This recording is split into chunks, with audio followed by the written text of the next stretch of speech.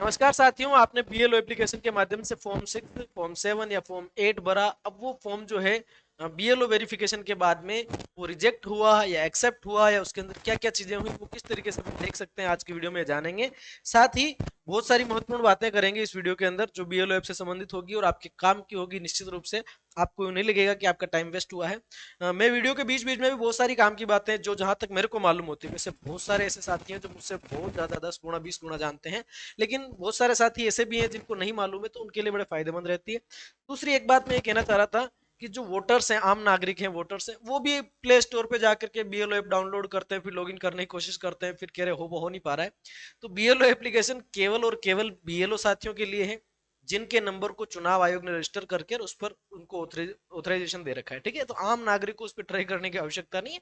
आपके लिए ECI net application है, उसको आप डाउनलोड करें, अगर आप चाहें तो यूज करें। अगर आप चाहें कि ईसीआई नेट एप्लीकेशन की जानकारी दो तो उस एप्लीकेशन की जानकारी भी मैं आपको नेक्स्ट वीडियो में दे दूंगा। तो शुरू करते हैं बीएलओ साथियों। ये शायद फ्रेम छोटी है, मैं तो उसको थोड़ा सा बड़ा कर लेता हूँ। ठीक है, ये अपना बीएलओ एप्लीकेशन का इंटरफेस है साथियों। तो हमने जो भी फॉर्म भरे हैं, फॉर्म स्टेटिस्टिक्स नाम से अपने पास एक ऑप्शन आता है। इस फॉर्म स्टेटिस्टिक्स ऑप्शन के ऊपर अपन जाते हैं तो यहाँ से हमारे को स्टेटिस्टिक्स दिखाई देती है। इस कलर को अपन रीड कर सकते हैं साथियों। ये जो ऑरेंज कलर दिखाई दे रहा है ये फॉर्म 6 का है, और फॉर्म 6 कितने भरे, ये 16 से थोड़ा नीचे आ रहा है, यानी कि 15 फॉर्म भरे गए हैं बीएलओ एप्लीकेशन के माध्यम से। उसके बाद में ये इस कलर में दिखाई दे रहा है फॉर्म 7, यानी कि लगभग 2 फॉर्म है ना, 16-17, 2 फॉर्म मान लीजिए आप, ये भरे हुए फॉर्म 7। फॉर्म 8 कितने भरे हैं इस कलर में आप देख रहे हैं, तो लगभग 3 फॉर्म यहाँ पर दिखाई दे रहे हैं। अब इनकी अगर अपन डिटेल में बात करना चाहें तो कैसे कर सकते हैं, ये देखो, इसके ऊपर क्लिक करेंगे, संख्या दिखाई दे देगी कि फॉर्म 6 आपने 16 भरे हैं, फॉर्म 6A नहीं भरा, 6B नहीं भरा, फॉर्म 7 आपने 2 भरे और फॉर्म 8 आपने 3 भरे। मोर देन 7 डेज, 7 दिन से अधिक का डाटा पर अपन चेक कर रहे हैं। अब आपके सामने एक ऑप्शन मिलता है साथियों, चेक लॉग्स। क्या ऑप्शन मिलता है, ब्लर हो रहा है क्या,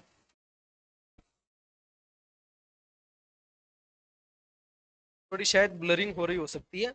ठीक है, तो यहाँ पर अपने पास एक ऑप्शन मिलता है चेक लॉग्स। इस चेक लॉग्स के ऑप्शन पे अपन जाते हैं, ये इंटरफेस अपने सामने आता है। इसमें आप दो ऑप्शन आपको मिल जाते हैं, less than 7 days, more than 7 days. 7 दिनों से कम में जो कोई कार्रवाई की होगी वो यहाँ दिख जाएगी, लेस देन 7 डेज करिए। उसके बाद में फॉर्म टाइप सेलेक्ट कर लीजिए। यहाँ से फॉर्म टाइप आपसे पूछ रहा है कि फॉर्म 6 आपने भरे कि नहीं भरे। फॉर्म 6 यहाँ पर देखो 0 दिखाई दे रहा है ना। फॉर्म 6A, ये नंबर भी 0 दिखाई दे रहा है, 6A भी नहीं भरा गया लास्ट 7 दिनों में। फॉर्म 7, ये भी। अच्छा, यहाँ पर एक फॉर्म आपके सामने आ रहा है कि आपने फॉर्म 7 जो भरा है वो 27 जनवरी को भरा था। यहाँ पर डेट आ रही है कि आपने 27 जनवरी को ये फॉर्म भरा था। ठीक है, इस फॉर्म को अगर मैं देखना चाहूँ इसके स्टेटस को, तो यहाँ से ये जो रेफरेंस नंबर आ रहे हैं, इस रेफरेंस नंबर को अपन क्या करेंगे साथियों, यहाँ से कॉपी कर लेंगे। कॉपी करने के बाद में आगे थोड़ा सा और देख लेते हैं। फॉर्म 7 के बाद में अपने पास में फॉर्म 8 का ऑप्शन मिल रहा है। लास्ट 7 डेज में कोई भी फॉर्म 8 नहीं भरा गया। अब मोर देन 7 डेज में देखें तो यहाँ पर पूरी काउंटिंग दिखाई दे देगी। यहाँ पर से देखिए फॉर्म 6। अब यहाँ पर जितने भी फॉर्म 6 भरे 7 दिनों से ज्यादा के टाइम में, अब कंडीशन देखना, यहाँ पर मैं समझा देता हूँ आपको। समझा क्या, बता देता हूँ सर जी, है ना। तो यहाँ पर आ रहे सीरियल नंबर और उसके रेफरेंस नंबर और एप्लीकेशन का स्टेटस। यहाँ पर लास्ट मॉडिफाइड डेट आ रही है और फॉर्म का टाइप आ रहा है। ये फॉर्म नंबर 6 था, इस डेट को भरा गया, और इसको आपने केवल क्या कर रखा है साथियों, सबमिट कर रखा है। 10 जनवरी को आपने सबमिट किया है, इसका मतलब अभी ये फाइनल नहीं हुआ है। उसके बाद में सीरियल नंबर 2 को देखो, ई रोल अपडेटेड।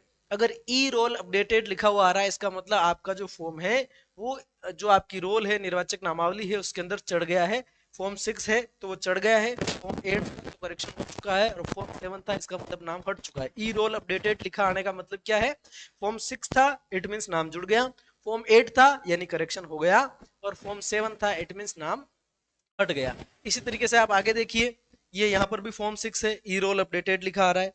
ठीक है, उसके बाद अगले तीसरे नंबर पर भी यही कंडीशन है, चौथे नंबर पर भी यही कंडीशन है, पांचवें, छठे, सातवें, सब जगह आपको दिखाई दे रहा होगा कि ये ई रोल अपडेटेड दिखाई दे रहा है। ई रोल अपडेटेड दिखाई दे रहा है, यानी कि सारे के सारे जो है काम यहाँ पर हो चुके हैं। ठीक है, अब ये जो एक है ये सबमिटेड की कंडीशन में दिखा रहा है। ठीक है, यानी कि इसकी अगर मेरे को देखनी है डिटेल्स, तो मैं क्या करूंगा, यहाँ से इन नंबर्स को मैंने कॉपी कर लिया यहाँ पर, और कॉपी करने के बाद मैं बैक आऊंगा, और बैक आने के बाद मुझे फॉर्म्स वाले ऑप्शन में जाना है साथियों।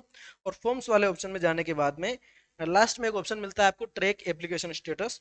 इस पर आप क्लिक करेंगे, यहाँ पर क्लिक करके जो है आप रेफरेंस आईडी डालेंगे और ट्रैक स्टेटस पर क्लिक करेंगे, तो यहाँ पर आपको डिटेल्स दिखाई दे देगी ठीक है, क्या नाम आ रहा है, ये कैंडिडेट का नाम आ रहा है, और उसके बाद में यहाँ पे फॉर्म 6 आ रहा है, और ये पूरा उसके बाद में यहाँ पर देखो फॉर्म सबमिट हो गया है, बीएलओ साइन नहीं हुआ है, एफवीआर भी वेरीफाइड नहीं हुआ है, हियरिंग शेड्यूल सारे सारे बाकी चल रहे हैं।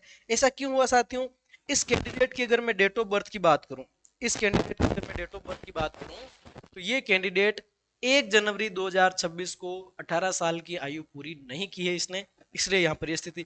जैसे इस कैंडिडेट की 18 वर्ष की आयु पूर्ण हो जाएगी, उसके बाद में यहाँ पर बीएलओ असाइंड दिखाएगा, बीएलओ असाइंड दिखाएगा, उसके बाद में फील्ड वेरिफिकेशन करना पड़ेगा, एफवीआर करने के बाद में फिर आगे की प्रक्रिया संपन्न होगी। तो इस तरीके से अपन देख सकते हैं साथियों फॉर्म्स के आंकड़े।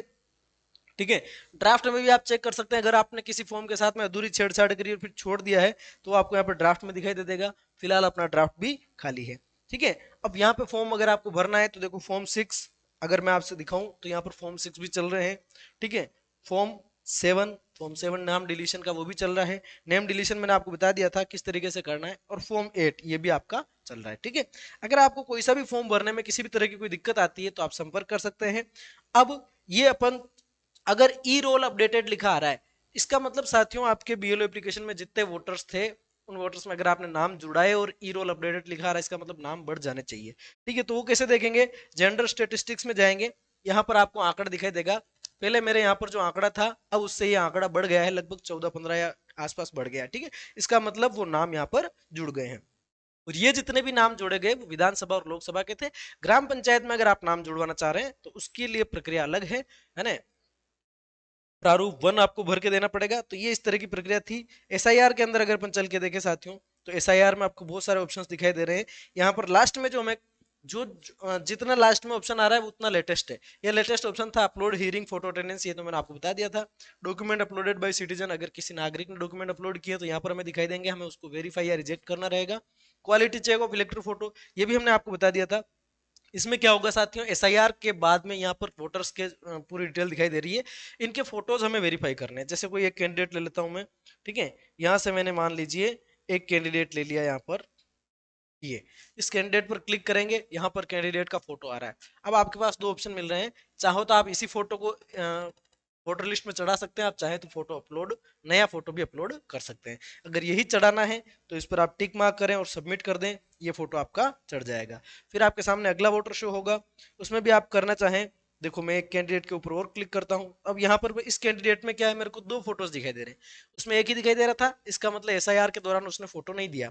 अब यहाँ दो दिखाई दे रहे हैं, इसका मतलब ये फोटो तो पहले से उसको 2025 की वोटर लिस्ट में था, और ये जो फोटो है साथियों ये एसआईआर के दौरान दिया था। अब आप ये रखना चाहते हैं, ये रखना चाहते हैं, या और कोई नया फोटो अपलोड करना चाहते हैं, कैंडिडेट अगर आपके सामने आ जाए तो अपलोड न्यू फोटो क्लिक करना और फोटो खींच के चढ़ा देना। ठीक है, बाकी ये सेकंड वाला मैं रख लेता हूँ, एसआईआर वाला, क्योंकि अभी भी एसआईआर हुई। तो इस तरीके से अपन बीएलओ एप्लीकेशन के अंदर काम करेंगे। आपको कहीं पर भी कोई समस्या आती है, पहली बात आप ये ध्यान से देखें, मैं एक बात बताऊं आपको, आप एक बात ध्यान से सुने, इस चैनल पर आपको जितनी भी वीडियोस मिल रही है, चाहे वो नोटिस से संबंधित हो, form 6, form 7, form 8, BLO application हो या ईसीआई की वेबसाइट हो, सारी की सारी बातें आपको सुझावात्मक और सहायतार्थ दी जा रही है। यानी कि कुछ भी मैंडेटरी नहीं है, कुछ भी आपको मिसगाइड करने का उद्देश्य नहीं है। आप अपने केस में अगर आप 100% श्योरिटी है तो ठीक है, बाकी जरा सा भी कंफ्यूजन होता है तो अपने हायर अथॉरिटीज यानी कि आपके बीएलओ सर, आपके ईआरओ सर, एईआरओ सर, या उनसे ऊपर लेवल के अधिकारी, या फिर चुनाव आयोग की ऑफिशियल गाइडलाइन को आप विजिट करते रहें, वहां से आपको ऑथेंटिक जानकारी मिलेगी। यहाँ पर सिर्फ वो जानकारी शेयर की जाती है जो मुझे मालूम है ना, और वो सहायता के रूप में दी जाती है आपको, केवल और केवल शैक्षणिक उद्देश्यों से। ठीक है साथियों, तो मिलते हैं अगले वीडियो में, तब तक के लिए आप सभी का बहुत बहुत धन्यवाद।